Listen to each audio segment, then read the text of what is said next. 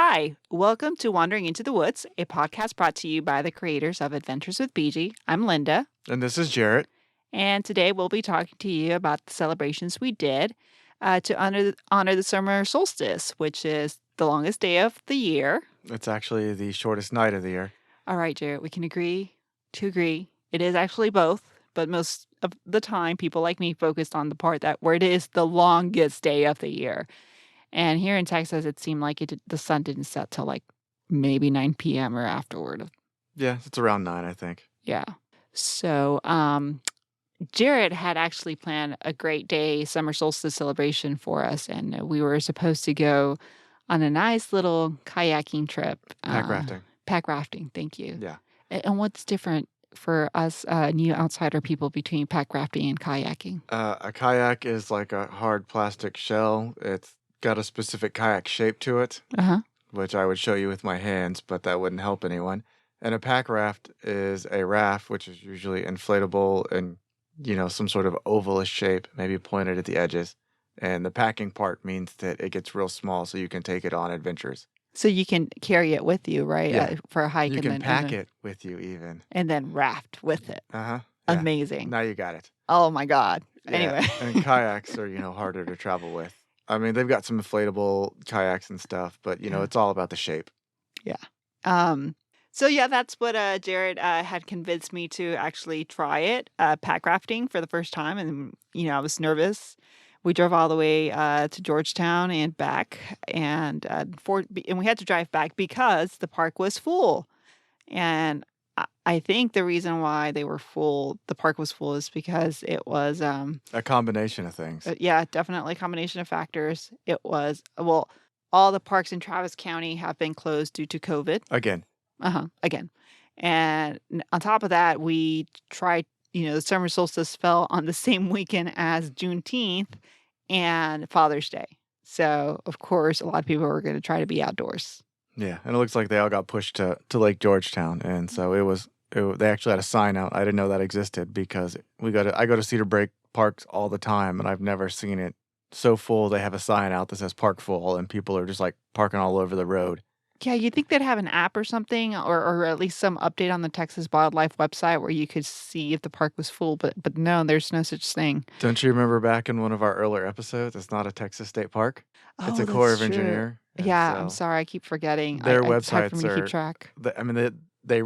you get reservations for campsite through like their regular camp reservations, but as far as that, like everything else is lower quality than you would expect for like a national park because their focus really isn't like on the camping and the hiking. It's about maintaining the reservoir. Mm-hmm. So they clearly don't throw in as much funds to having a social media or online presence as other national agencies with their wildlife spaces. I guess I was thrown off because I went to the website and, you can call this number, and I called and they're like, oh, we only answer phone calls Monday through Friday. And I'm like, well, great. Yeah, because it's not helpful. It's literally just like Camp Host, and that's who does all that. Yeah. So anyway, we had to come back and we had to regroup. And fortunately, Jarrett had invited us to this Facebook Live event, which was watching the summer solstice sunset at Stonehenge.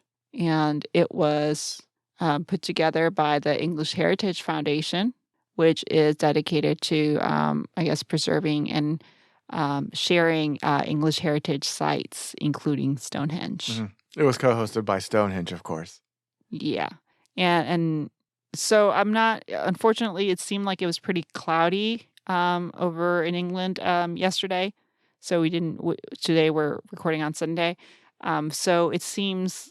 So, we didn't get to see, at least I wasn't able to see the sun going right between the two main stones that you're supposed to see going through. Basically, you're supposed to see the sunlight coming in through those two stone holes, if that makes any sense. But I couldn't see it in the video. So, I don't know. What was your impression of the video? It was neat. I mean, it's cool to see Stonehenge without a whole bunch of people. And I don't know that a lot of people get to see it at sunset or sunrise, so... That was interesting. For sure. But, even when you and I visited, I didn't feel like it was too crowded either. No, there was tons of people out there. I don't know why you think that. I don't know. Maybe I always expected like a bunch of crowds there. Instead, I I'm still amazed that there weren't a bunch of crowds. Yeah, there were. I disagree, but okay. All right. So that being said, so we watched that and we had some pizza, and so that was really nice. And then, I mean, do you have any more comments on Stonehenge? No, it was nice. One of the things that was kind of humorous to me is they had a comment about don't get tricked by all these fake websites that charge you money to see it when it's not a real thing. And they left their comments on, and the only thing that was on there was people commenting fake links about how to watch Stonehenge. So I don't know why they didn't delete the post and start over again. I think they were just trying their best just to do like a live stream of a simple video. Yeah, but they made a comment about don't get scammed, and that's all they had was scammers commenting. So they could have, turned off commenting much earlier and, deleted that and tried again so people didn't get scammed by all the scam links. But so I'm wondering, but how are you getting scammed if you're already watching it live? No. This was in preparation. So it was all like, watch it here, and people were clicking on this fake link, and they're like, you can't see it. It's not going to open up until you pay us whatever amount of money, and then they take your credit card money. Interesting. But I mean, if you're interested in watching that, you can go back and watch the Summer Solstice on the English Heritage Facebook page. They also have other live past former live feeds of other interesting sites that are all over England for those of you who are interested in seeing. And they have the solstice sunrise and sunset. Oh, so right. You can watch both of them. I mean, and that reminds me what you said about the shortest night, because it seemed like, okay, so the way it worked for us here in Texas Central Time, it's around 2:30. We're watching the Summer Solstice sunset. Then I go and take a long nap. Goes on way longer than I would care to admit. Anyway, I wake up, I have some snack or something and have some coffee, and then like I get an update. Oh, it's summer solstice sunrise at Stonehenge. And it seemed like it was just a few, like 5 hours later. It was around 10:30. Yeah, it's crazy. Yeah, 10:30 or 11ish, around that time. Yeah. So we also did some other stuff, which we're going to talk about now. After my nap, we did a few chores, and then we got going. We went and hiked at a park called Lake Creek Park. Well, it's just Lake Creek Trail. It's not actually a park. Okay. Yeah, it's just an urban trail. It runs through North Austin, maybe Cedar Park, and it's just got a neighborhood trailhead access. It follows the Lake Creek itself, if you're surprised by that. I was. Yeah, so the creek is actually Lake Creek. I mean, it makes sense. We're like, oh, all these streets called Lake Creek and all these sites named Lake Creek. I'm like, oh, there's actually a creek here. Yeah. And also, the name Lake Creek, isn't that like River Lake or something like that? I don't know. I didn't name it. And then the trail, it's all sidewalk. They've got a couple of nice bridges that like cross the creek itself and other little creeks that run into it. And a good chunk of it actually runs through a country club or private land. It's a bunch of like sports fields. And so apparently it's a big deal to not trespass because they've got signs up everywhere that let you know. Yeah, they're definitely big about not letting you trespass. Dogs are welcome on the trail, which was very nice to see. They have good trash can spots at the beginning and at the end of the trails. So we took our little friends with us. We took BeeGee and Angela. They seemed to enjoy it. Yeah, even though it was pretty warm, and BeeGee really wanted to get in the water, and Linda specifically would not let her. It was gross. It had a lot of algae. It wasn't that bad. It had a lot of algae. Anyway, so yeah, I was not going to let BeeGee get into that because then she starts drinking that water, and then we had to deal with the sick BeeGee. Nah, she'd be fine. She drank worse plenty of times. Anyway, we disagreed there, and BeeGee was not allowed in the water, and she did not like that. So getting back to the trail itself, as we said earlier, it's completely paved, I guess, which makes it pretty accessible to everyone because it is concrete. It's like a big sidewalk that runs through this area. There's parking. There's no restrooms, so be prepared for that. Even though it's only about 1.5 miles tops, there's not really a way to get picked up at the other end, so you'll have to go out there and back. So be prepared to walk 2.5, 3 miles total. You pass some fancy bridges, as I've said, and then you kind of get into that country club area or sports fields, but it's private. They have tons of fence posting put on the ground with laminated plastic paper that says "Don't trespass," or you'll be prosecuted. I guess it's not really a big deal because we saw people like running around and riding their bikes and walking their dogs, even though they say no dogs. I don't know if they were members or not. I'm sure it's people trying to get on the trail. Yeah, possibly. Because it's in the middle of several neighborhoods. Yeah. And so they're trying just to get to the trail. And so at the very beginning, the creek is not as big. It's kind of like etched out into concrete, and that's where most of it flows, and then it kind of spills out, and it's real shallow in the other parts as you go. And then, once you get into the private land area, you actually cross it a couple of times. Once or twice? The what? The creek. Yeah, twice. Is it twice? I think so. Are you supposed to, or is that just what we did on accident? No, it's what you're supposed to do. Okay. Well, there's a couple of crossings. Some of them aren't actually like where the trail continues, but you can go and look. There's even some people fishing towards the end there. Yeah. So you're in the country club area. You cross over a couple of times, then you keep walking. Or cycling, because it's also open to cyclists. Yeah, you can also cycle there. But you keep walking. You'll get to the soccer field area, and you kind of get away from the creek. You can maybe make it out through the woods, but it's hard to see. We saw like a family hanging out and playing in there. Really nice flowers right there during our walk. I mean, they just had a really nice smell to them. Yeah.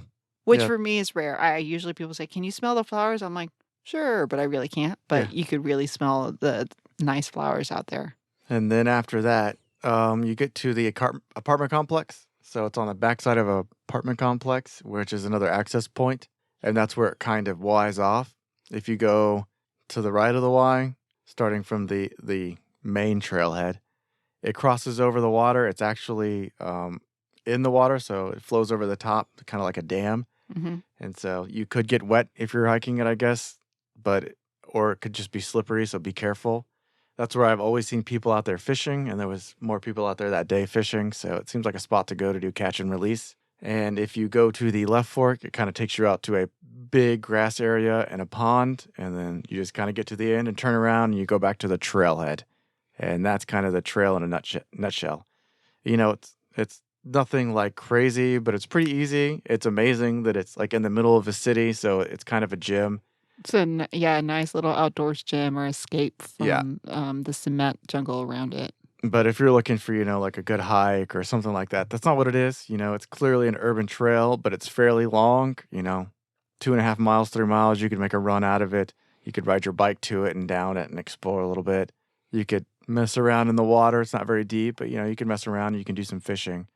And every time I've been out there, I've seen at least 2 deer. So there's wildlife, birds, deer, bugs, flowers, that kind of stuff. Birds, for you bird watchers out there, there's a lot of birds out there, and they have little maps or not little maps, but little displays for you to that's right. try to recognize them in the area as well. They have some interpretive signs out there when you first start. So it's a really nice place if you are in Central Texas and would like to do some bird seeing. Especially lately, I've seen and heard a lot of birds in our area in the morning. So it's a great time to be looking at birds here in Central Texas. Okay, so I think based off what we've told you, Jared and I think this is a great escape for you. Austinites, those people trying to escape the city in Northwest Austin and trying to find a little piece of nature. Yep. This is a great spot for that. But, that being said, we want to be fair and balanced. And to do that, because Jared and I are generally admirers of the outdoors, but we also want to be fair and balanced. And so moving forward, we're going to have a new section called What the Haters Say. And in this section, we will be telling you, reading to you 1 or 2 bad reviews that people have posted on social media. And regardless of whether we agree with them or not, we just think you might enjoy listening to some of these, or they might be useful to you. So with that being said, Jared, can you please take it away with What the Haters Say? So there's not a whole lot of reviews for Lake Creek Trail, but one of the ones we found was a 2-star review. For the review, it says, it was a 1/4 mile sidewalk. After the 1/4 mile mark, there's a no pet sign, and that's all. That's it? That's it. That was a bad review. Yeah. And so clearly they just saw the no pet sign and didn't understand that it was for the private land around there. So they, I guess, got scared away after seeing it in the wrong place and not understanding. Maybe they didn't want to hike more than half a mile. Well, it was only a quarter of a mile sidewalk. Oh, sorry. Maybe Linda. they didn't. Well, I mean, total, right? I guess. So they saw it and I guess got upset without really knowing what it was and not providing much else. Kind of surprised it was a 2-star, not just a 1-star, because that seems to be how it goes when you don't like something. Right. I guess they didn't want to be completely mean about it. But it's not like they saw very much with only a fourth a mile. Also, why take the time to review something that was only like a quarter mile long? I don't know. They just wanted people to know that they were mad about their dogs or cats or lizard not being able to go on the trail. Which, as we've said, was inaccurate because on the trail, you can have your fur babies with you as long as you're being a responsible dog owner. You have them on a leash and you clean up after them. Yep, definitely. So, but thank you, Jared, for reading that for us. Yep. So we hope that you've enjoyed listening to this episode of Jarrett's and my recap of what we did to celebrate Summer Solstice 2020 in these times of COVID. Thank you for taking the time to listen to us. And we are very interested in hearing any stories that you might have for us, telling us how you celebrated the summer solstice. If you did anything special, just mark the longest day of the year and shortest night. Feel free to tag us or give us a shout out on social media. We are at Adventures with BeeGee. Those are the letters B and G at the end on Instagram and on Facebook. You can also find us on the interwebs at adventureswithbg.com. And as always, you guys stay safe out there as you wander into the woods.